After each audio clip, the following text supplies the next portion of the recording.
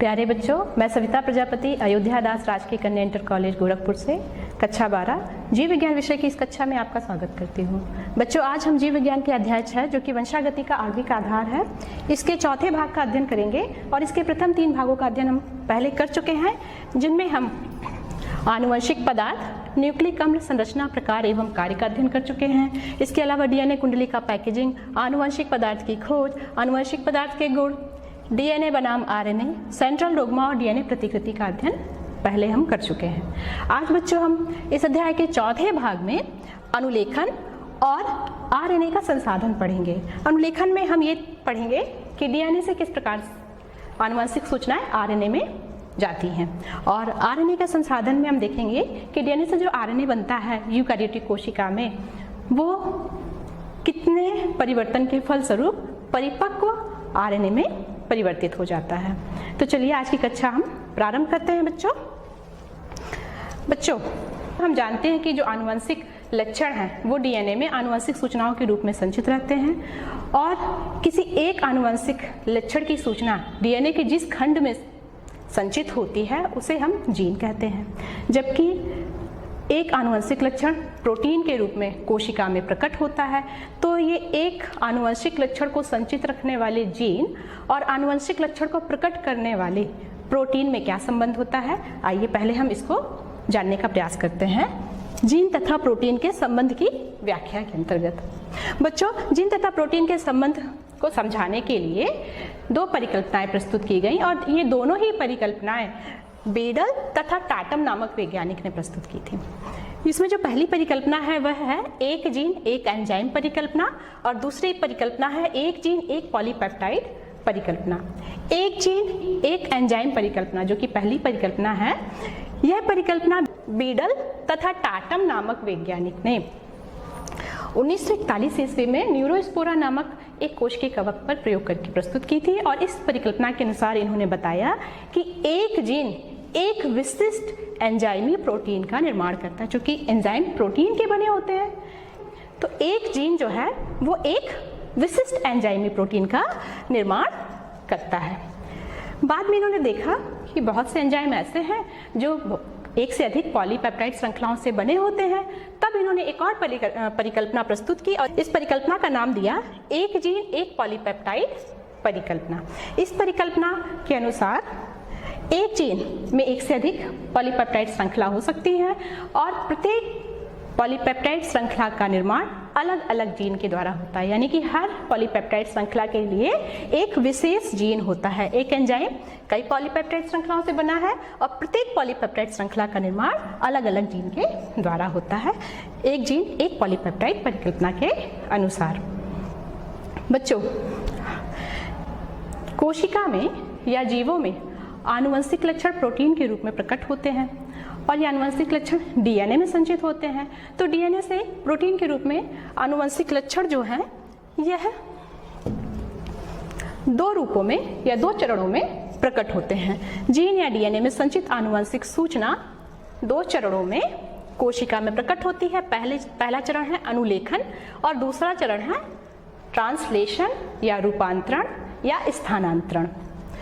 तो अनुलेखन क्या है? अनुलेखन डीएनए से आरएनए के निर्माण की क्रिया अनुलेखन, और रूपांतरण या ट्रांसलेशन आरएनए तथा अमीनो अम्ल से पॉलीपेप्टाइड श्रृंखला या प्रोटीन के निर्माण की क्रिया रूपांतरण कहलाती है। तो हमारे आज के भाग का मुख्य बिंदु अनुलेखन है। तो चलिए अनुलेखन को देख लेते हैं। अनुलेखन क्या है? डीएनए की एक श्रृंखला से आनुवंशिक सूचनाओं का आरएनए में प्रतिलिपिकरण करने की जो क्रिया है अनुलेखन कहलाती है, यानी कि वह क्रिया जिसमें डीएनए में संचित सूचनाएं जो नाइट्रोजनी क्षारों के रूप में डीएनए में संचित रहती हैं, उन नाइट्रोजनी क्षारों के ही क्रम में आरएनए में प्रतिलिपि कर देने की क्रिया आरएनए अनुलेखन कहलाती है। इस क्रिया में जो आरएनए बनता है, ये आरएनए जिस डीएनए श्रृंखला से बनता है उस डीएनए श्रृंखला का ये पूरक होता है, यानी कि इस आरएनए के ऊपर जो नाइट्रोजनी क्षार हैं और जिस क्रम में हैं वह नाइट्रोजनी क्षार इस डीएनए श्रृंखला के पूरक नाइट्रोजनी क्षार होते हैं। जैसे कि यहाँ T है तो यहाँ A है, क्योंकि T का पूरक क्षार ए होता है, जी है तो यहाँ सी है, टी है तो यहाँ ए है, जी है तो यहाँ सी है और ए है तो यहाँ यू है, क्योंकि यहाँ जो आरएनए होता है उसमें थायमिन नहीं होता है, इसलिए एडेनिन का पूरक आरएनए में यूरेसिल होता है, इसलिए आरएनए में यूरेसिल पाया जाता है। बच्चों, डीएनए की केवल एक श्रृंखला ही आरएनए का निर्माण करती है। डीएनए की दोनों श्रृंखलाओं से आरएनए का निर्माण नहीं होता है। क्यों नहीं होता, इसको जानना भी आवश्यक है। आइए एक नजर इसको देख लेते हैं। बच्चों, ये डीएनए श्रृंखला है।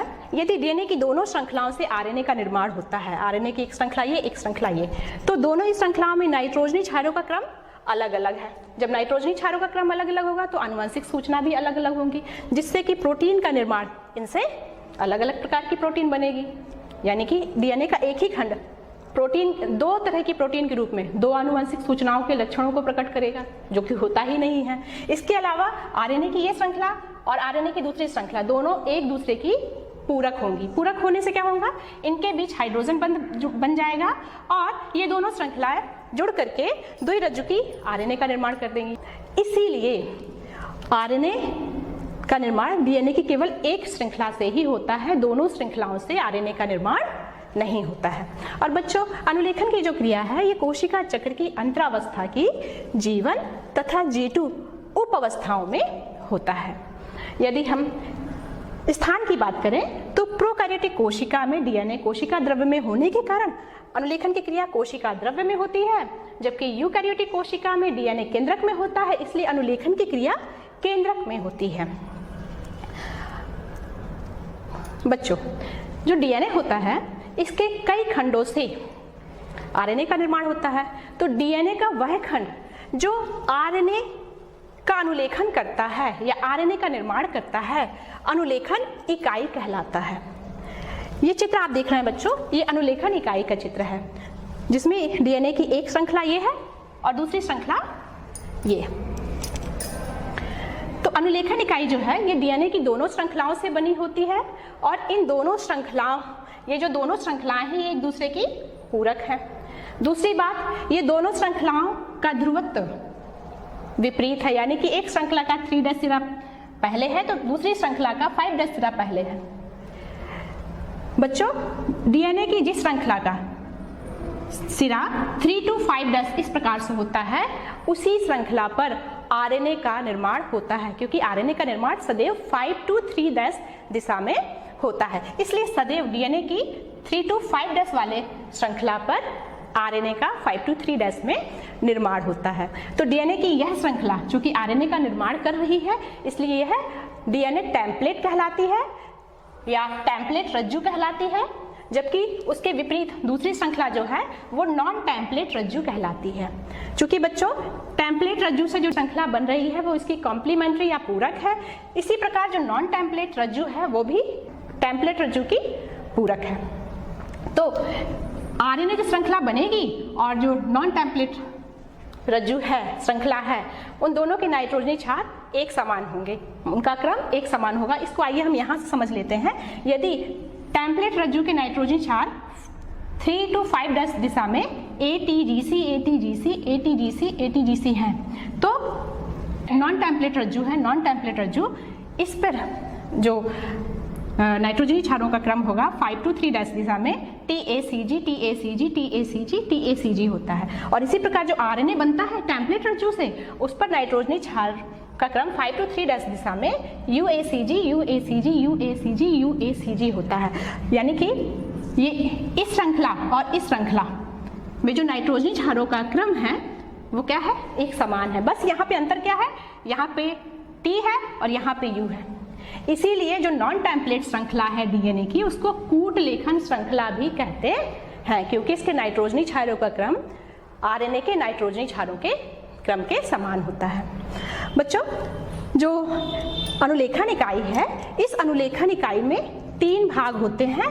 उन्नायक, ये वाला भाग उन्नायक है, दूसरा भाग है संरचनात्मक जीन और तीसरा भाग है समापक स्थल। ठीक है, तो आइए हम उन्नायक स्थल को देख लेते हैं। उन्नायक स्थल जो है यह प्रमोटर भी कहलाता है और यह अनुलेखन इकाई के टेम्पलेट रज्जु के 3' सिरे की ओर, जबकि कूट लेखन रज्जु के 5' सिरे की ओर स्थित होता है। और यह अनुलेखन इकाई का अग्रस्त भाग है, अग्रस्त भाग है।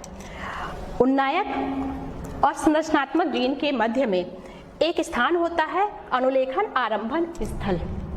बच्चों, ये जो उन्नायक स्थल है, ये प्रोकैरियोटिक कोशिका में टेम्पलेट रज्जु के आरंभन स्थल से 10 क्षार युग्म पहले 6 क्षारों का एक अनुक्रम होता है, जिसे TAT कहते हैं। इसी प्रकार यूकैरियोटिक उन्नायक स्थल में आरंभन स्थल से 25 क्षार युग्म पहले 6 क्षार युग्म का एक विशेष क्रम होता है, जिसमें TATA होता है।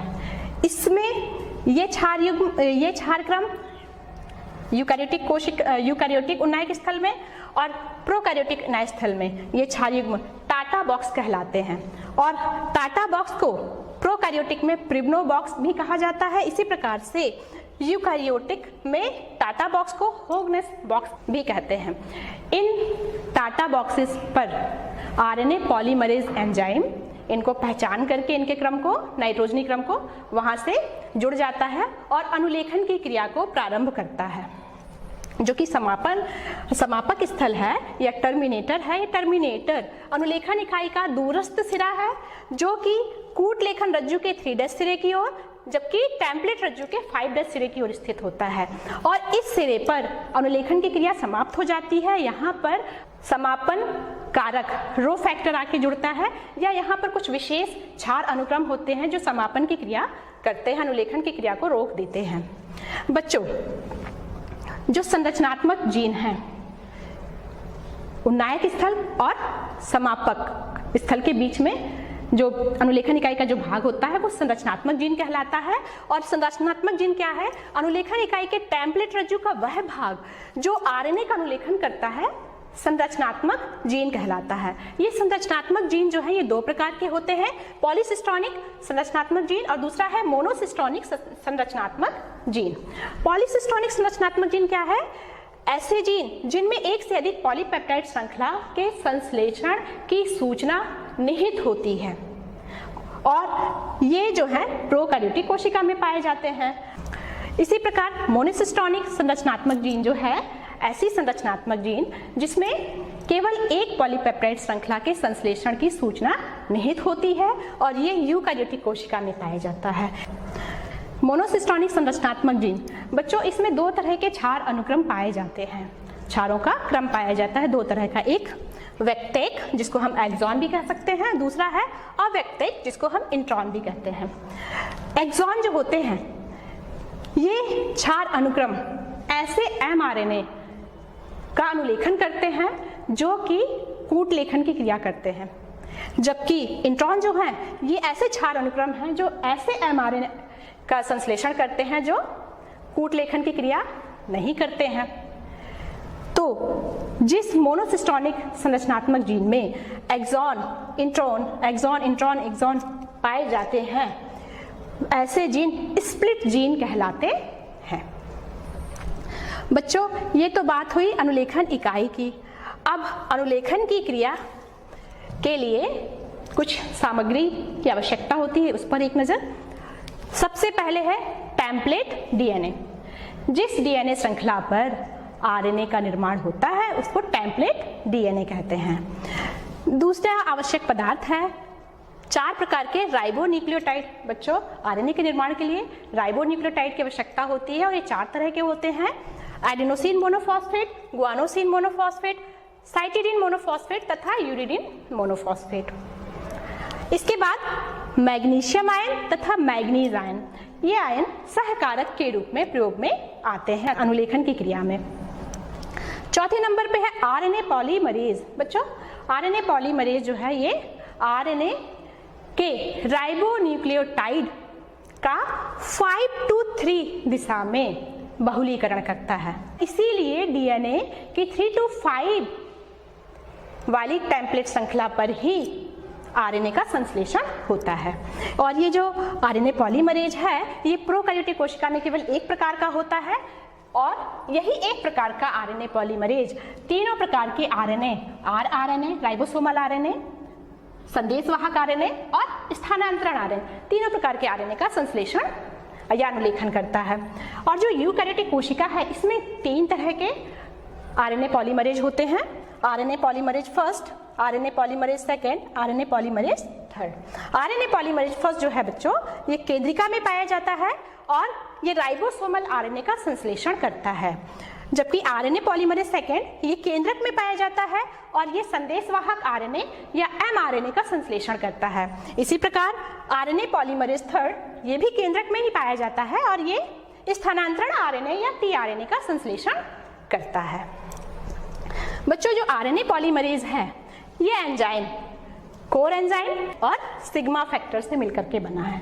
इसका कोर एंजाइम जो है ये 2 अल्फा फैक्टर, एक बीटा डैश और एक ओमेगा फैक्टर से बना हुआ है, जबकि जब इससे ये सिग्मा फैक्टर जुड़ जाता है तो इसके फलस्वरूप जो आरएनए पॉलीमरेज एंजाइम बनता है वो आरएनए पॉलीमरेज होलो एंजाइम कहलाता है। इसमें ये जो सिग्मा फैक्टर है ये अनुलेखन की क्रिया का प्रारंभ करता है, इसीलिए इसको आरंभन कारक भी कहा जाता है। तो चलिए बच्चों अब हम अनुलेखन की क्रिया को समझने का प्रयास करते हैं। अनुलेखन केंद्रक में यूकैरियोटिक कोशिका में और प्रोकैरियोटिक कोशिका में कोशिका द्रव्य में डीएनए से 3 चरणों में संपन्न होती है। पहला चरण है आरंभन या इनिशिएशन, दूसरा चरण है दीर्घीकरण या इलोंगेशन और तीसरा चरण है समापन या टर्मिनेशन। तो इसके पहले चरण में आते हैं आरंभन यानी कि अनुलेखन की क्रिया का आरंभ होना। इस क्रिया में सबसे पहले राइबोन्यूक्लियोसाइड मोनोफॉस्फेट का सक्रियण होता है। इसके अंतर्गत चारों प्रकार के राइबोन्यूक्लियोसाइड मोनोफॉस्फेट जो हैं ये फॉस्फोराइलेज नामक एंजाइम की उपस्थिति में एटीपी से क्रिया करते हैं और सक्रिय राइबोन्यूक्लियोसाइड ट्राइफॉस्फेट बनाते हैं। और इसके बाद आरएनए पॉलीमरेज एंजाइम जो है यह डीएनए द्वि कुंडली से जुड़ता है, फिर डीएनए की दोनों श्रृंखलाएं द्वि कुंडली की दोनों श्रृंखलाएं एक दूसरे से पृथक होती हैं और क्षार युग्मन होता है। इस क्रिया को आइए हम चित्रों के माध्यम से समझने का प्रयास करते हैं। बच्चों ये आप जो चित्र देख रहे हैं इस चित्र में एक डीएनए द्वि कुंडली का अनुलेखन इकाई का भाग दिखाई दे रहा है। इस अनुलेखन इकाई में ये वाला भाग उन्नायक या प्रमोटर है, जबकि ये वाला भाग समापक या टर्मिनेटर है, जबकि मध्य का भाग संरचनात्मक जीन है। तो सबसे पहले क्या होता है कि जो आरएनए पॉलीमरेज एंजाइम है सिग्मा फैक्टर सहित, यह इस अनुलेखन इकाई के प्रमोटर स्थल पर टाटा बॉक्स को पहचानता है और आकर के इस प्रमोटर स्थल पर टाटा बॉक्स के स्थल पर आकर के जुड़ जाता है। जुड़ने के बाद क्या होता है बच्चों, जैसे ही ये उन्नायक स्थल पर जुड़ा, प्रमोटर स्थल पर जुड़ा, तो डीएनए की जो दोनों श्रृंखलाएं हैं उस स्थान की उनके बीच हाइड्रोजन बॉन्डिंग टूट जाती है और दोनों श्रृंखलाएं एक दूसरे से पृथक हो जाती हैं। पृथक होने के बाद अब पृथक हुई श्रृंखलाओं पर जो डीएनए श्रृंखला 3 to 5' दिशा में होती है, उस डीएनए श्रृंखला, वही डीएनए श्रृंखला टेम्पलेट डीएनए की तरह कार्य कर रही है, तो उसी डीएनए श्रृंखला के नाइट्रोजनी क्षारों के ऊपर आरएनए के पूरक नाइट्रोजनी क्षार आके व्यवस्थित होते हैं। किस तरह से, अगर टेम्पलेट डीएनए पे थाइमिन है तो आरएनए पर एडेनिन आएगा, यदि टेम्पलेट डीएनए पर साइटोसिन है तो आरएनए पर ग्वानिन आएगा, अगर टेम्पलेट डीएनए पर ग्वानिन है तो आरएनए पर साइटोसिन आएगा। इस तरह से सक्रिय राइबोन्यूक्लियोटाइड आकर के इससे हाइड्रोजन बंध द्वारा जुड़ जाते हैं। जब ये हाइड्रोजन बंध द्वारा जुड़ जाते हैं तो इसके बाद सक्रिय राइबोन्यूक्लियोसाइड ट्राइफॉस्फेट का डीफॉस्फेटीकरण होता है, जिससे कि इनसे पायरोफॉस्फेट का अणु निकलता है और ऊर्जा मुक्त होती है और ये राइबोन्यूक्लियोसाइड मोनोफॉस्फेट में बदल जाते हैं। जो ऊर्जा मुक्त होती है वो ऊर्जा को आरएनए पॉलीमरेज एंजाइम जो है इनके बीच फॉस्फोडाइएस्टर बंध बनाने में प्रयोग करता है। इस तरह से आरएनए की एक छोटी श्रृंखला का निर्माण यहाँ पर हो जाता है। इसके बाद बच्चों अब ये क्रिया आरंभन स्थल से दीर्घीकरण में प्रवेश कर जाती है। जैसे ही आरएनए श्रृंखला का निर्माण, छोटी श्रृंखला का निर्माण हुआ, वैसे ही सिग्मा फैक्टर जो है वो आरएनए पॉलीमरेज से हट जाता है और केवल कोर एंजाइम ही आरएनए पॉलीमरेज का बचता है। और ये आरएनए पॉलीमरेज अब उन्नायक स्थल से आगे की ओर खिसक जाता है। जब आगे की ओर खिसक जाता है तो पीछे वाले भाग का, डीएनए के पीछे वाले भाग की जो दोनों श्रृंखलाएं पृथक हुई थी, वो दोनों श्रृंखलाएं फिर हाइड्रोजन बंध के द्वारा आपस में जुड़ जाती हैं। जबकि आरएनए पॉलीमरेज डीएनए के अब जिस भाग पर आता है उस भाग की डीएनए की दोनों श्रृंखलाओं के मध्य हाइड्रोजन बॉन्ड टूट जाता है और दोनों श्रृंखलाएं एक दूसरे से पृथक हो जाती हैं। और इसके बाद अब नए न्यूक्लियोटाइड आरएनए के 3 एंड पर आकर के जुड़ने लगते हैं और फिर फॉस्फोडाइएस्टर बॉन्ड के द्वारा ये आरएनए की लंबी चेन का या श्रृंखला का निर्माण करते हैं आरएनए पॉलीमरेज एंजाइम के द्वारा। इस तरह से क्रिया चलती रहती है और आरएनए की श्रृंखला लंबी होती जाती है और तब तक चलती रहती है जब तक कि समापक स्थल नहीं आ जाता है। समापक स्थल पर आने के बाद बच्चों, समापक स्थल पर आने के बाद आरएनए के अनुलेखन की क्रिया रुक जाती है और आरएनए के निर्माण की क्रिया का समापन हो जाता है। समापन 2 तरह से होता है, एक रो कारक के द्वारा और एक रो कारक से स्वतंत्र। रो कारक के द्वारा क्या होता है, जब आरएनए अनुलेखन की क्रिया समापक स्थल पर पहुंचती है तो इस भाग में जो आरएनए पॉलीमरेज एंजाइम होता है उससे आकर के अब रो फैक्टर, रो कारक जुड़ जाता है, जिससे कि आरएनए पॉलीमरेज डीएनए को छोड़ देता है। रो कारक अलग हो जाता है, आरएनए पॉलीमरेज अलग हो गया, रो कारक अलग हो गया और आरएनए श्रृंखला जो बन रही थी वो भी अलग हो गई और डीएनए द्विकुंडली भी अलग हो गई। सभी चीजें जो थी वो सभी अलग हो जाती हैं और इस प्रकार से आरएनए के अनुलेखन की क्रिया समाप्त हो जाती है। यहाँ पे दूसरी तरह में रो कारक से स्वतंत्र में क्या होता है, यहाँ पर क्या होता है बच्चों, जो समापक स्थल होता है यहाँ पर कुछ विशेष प्रकार के क्षार अनुक्रम पाए जाते हैं। इन क्षार अनुक्रमों के द्वारा जो आरएनए बनता है उसमें कुछ विशिष्ट नाइट्रोजनी क्षारों का क्रम होता है, जिसके कारण यहाँ पर लूप का निर्माण हो जाता है। आरएनए में लूप का निर्माण हो जाता है और लूप के निर्माण के कारण आरएनए तथा डीएनए श्रृंखला के बीच जो हाइड्रोजन बंध बने हुए हैं इस वाले भाग में उन पर दबाव पड़ता है। दबाव पड़ने से हाइड्रोजन बंध टूट जाता है, आरएनए डीएनए से पृथक हो जाता है और पृथक होने से अब ये डीएनए अलग हो जाएगा, आरएनए अलग हो जाता है और आरएनए पॉलीमरेज भी अलग हो जाता है और आरएनए के अनुलेखन की क्रिया समाप्त हो जाती है। तो इस तरह से डीएनए से आरएनए का निर्माण होता है, जिसमें डीएनए के जो क्षार जिस क्रम में उपस्थित होते हैं उसी क्रम में उनके पूरक नाइट्रोजनी क्षार आरएनए में आ जाते हैं और डीएनए अपने संदेश को आरएनए को दे देता है। तो यहाँ पर आरएनए के अनुलेखन की क्रिया समाप्त हुई। अब बच्चों, जो प्रोकैरियोटिक कोशिका है इसमें आरएनए के अनुलेखन की क्रिया कोशिका द्रव्य में होती है और उसमें किसी भी तरह के परिवर्तन की आवश्यकता नहीं होती है। बनने वाला एमआरएनए सीधे अनुलेखन की क्रिया में भाग ले लेता है और प्रोटीन संश्लेषण का कार्य करने लगता है, रूपांतरण का कार्य करने लगता है। लेकिन जो यूकैरियोटिक एमआरएनए होता है वो प्राथमिक प्रतिलिपि के रूप में अनुलेखन की क्रिया के फलस्वरूप बनता है और इस प्राथमिक प्रतिलिपि अणु का क्या होता है, संसाधन होता है। यूकैरियोटिक कोशिका में बच्चों जो डीएनए के अनुलेखन से आरएनए का निर्माण होता है उसको प्राथमिक प्रतिलिपि या हेटेरोजीनस न्यूक्लियर आरएनए कहते हैं और इसमें कई मॉडिफिकेशंस होते हैं, कई परिवर्तन होते हैं, जिसके फलस्वरूप सक्रिय और परिपक्व एमआरएनए का निर्माण होता है। ऐसा क्यों होता है बच्चों, आइए इसको देखते हैं और ये क्रिया किस तरह से होती है इसको भी समझने का प्रयास करते हैं इस चित्र के माध्यम से। बच्चों, जो यूकैरियोटिक अनुलेखन इकाई है या डीएनए होता है या संरचनात्मक जीन है वो मोनोसिस्टोनिक होता है, स्प्लिट जीन के रूप में, जिनमें एक्सॉन इंट्रॉन खंड पाए जाते हैं। तो इनसे जो एमआरएनए बनेगा उसमें भी एक्सॉन इंट्रॉन वाले खंड होते हैं। क्योंकि एक्सॉन कूट लेखन का कार्य करेगा लेकिन जो इंट्रॉन है वो कूट लेखन का कार्य नहीं करते हैं, तो एमआरएनए में इनकी उपस्थिति व्यर्थ है, इनको वहां से रिमूव कर दिया जाता है।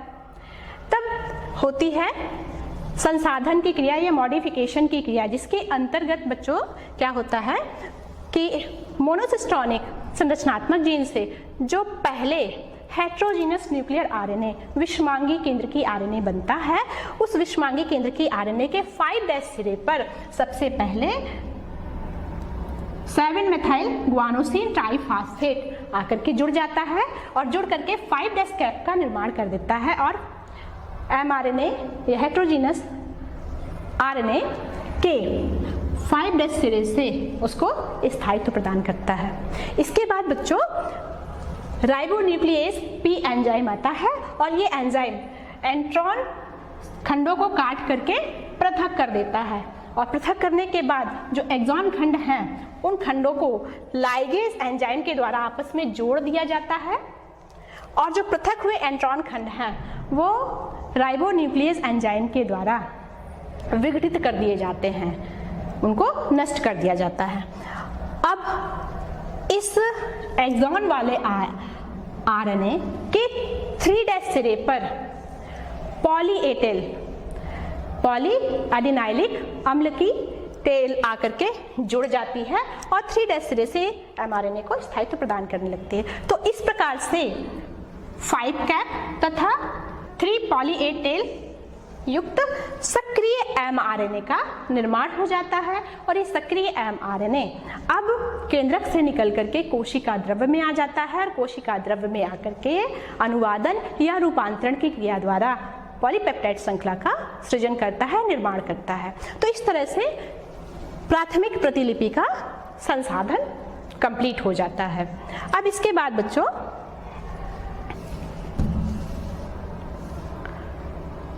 जो एमआरएनए की संरचना बनी है उसकी संरचना हम एक बार देख लेते हैं।